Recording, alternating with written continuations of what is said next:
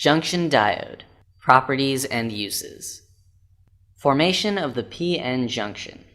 The p-type semiconductor has an excess number of holes. Therefore, holes are the majority carriers of charge in p-type semiconductors, as shown. Similarly, n-type semiconductors has an excess number of electrons.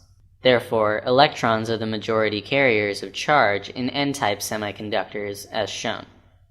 The combination of p-type and n-type semiconductors results in a junction.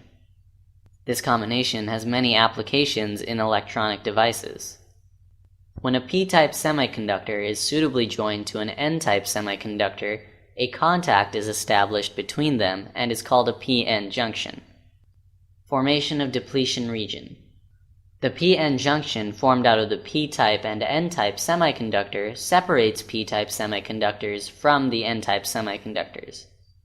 However, because of the contact, some of the electrons from the n side enter the p side. Similarly, some of the holes from the p side enter into the n side.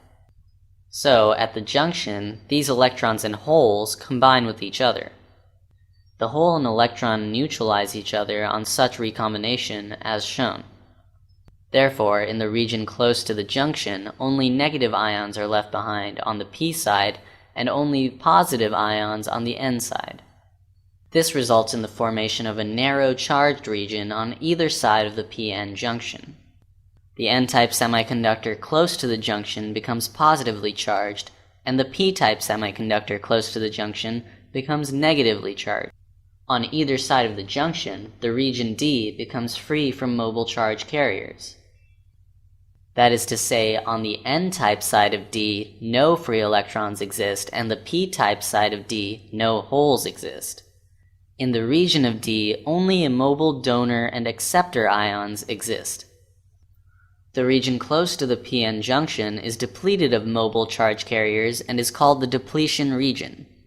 Since on either side of the junction J, stationary positive and negative charges exist, there is an electric potential difference of Vd between the edges of 1 and 2 of D.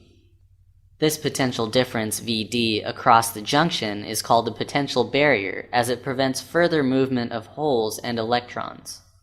This combination described becomes a p-n junction diode.